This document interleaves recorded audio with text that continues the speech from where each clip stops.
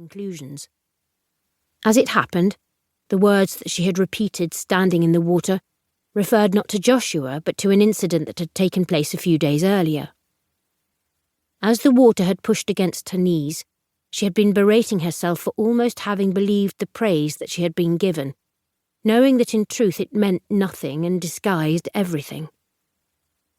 In the muddy waters, her arms outstretched, she had closed her eyes in weary acknowledgement of scenes she could not erase. She was walking between tables set for a banquet, men in dinner jackets and women in long dresses, everyone looking in her direction, clapping her progress towards the stage, and she saw it again in slow motion, the ill-defined hands, the indistinct faces, and the music from her film now so familiar that she never wanted to hear it again. It wasn't her, Beatrice Palmenter, who was about to win a BAFTA award for Best Documentary Series, but a carefully constructed replica, perfect in every respect save for the fact that it didn't have a heart, and many of its senses had been cauterized. She saw herself receive the golden mask, or at least feel its cold shape in her hands, her fingers in the eye sockets, and then look out over the expectant faces of the audience. "I can't believe it," she had said, and again her words were misinterpreted by those in front of her, and the audience spontaneously applauded her modesty.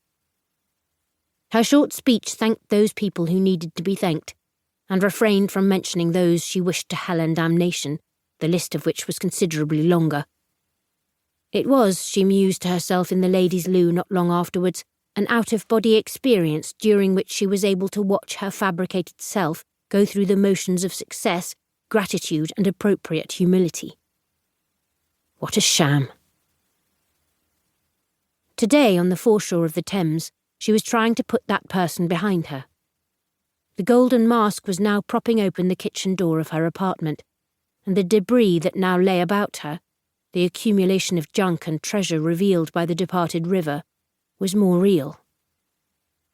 At the prompting of a friend, she had volunteered to help a charity charged with cleaning up London's waterways, and on this grey Saturday morning removing old tyres, rusting corrugated sheets, indestructible plastic and panty liners seemed a more honourable task than receiving awards in Piccadilly. She shrugged her shoulders. "I don't really know what I meant," she said to Joshua. She was lying, and she could see that he knew it. If she felt guilt, it was the guilt of repetition, for she had been here before, too often.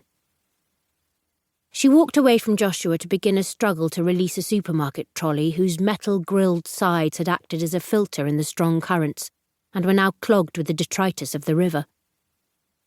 Another pair of hands, not Joshua's, helped her pull it clear of the mud, and they dragged it to one of the skips positioned about 5 metres in from what would be the high water mark. At first it seemed a futile task, the old river too full of rubbish, ancient and modern. But the work was repetitive and strangely satisfying, and the hours went by as the water rose. She didn't speak except to acknowledge help from other members of the group, glad of the silence and the innocent camaraderie. Occasionally she looked up, but Joshua was nowhere to be seen, and for this she was grateful. Then the sounds around her changed, and she was conscious of a suppressed excitement close by, and she saw 3 or 4 people gathered at the edge of the water. She made her way towards them, noting that one of the group was holding a dark object carefully between his fingers, turning it slowly to show the others. "It's a skull," she heard him say. He pointed to the broken arch of one of the eyes and along the roughened gap where the nose had been, and peering closer she could see his fingers tracing the fine, tightly meandering lines that joined the different sections of the dome. There was no lower jaw, but several teeth hung in the top part of the mouth, and this, unmistakably, had been a human. "What happens now?" someone asked. "I'll have to call the police," the man said, pulling off his gloves before tapping his pocket to locate his mobile.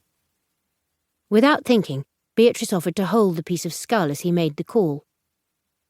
Like the other volunteers, she was wearing thick protective gloves, and she placed the dirty curve of bone in the palm of her hand.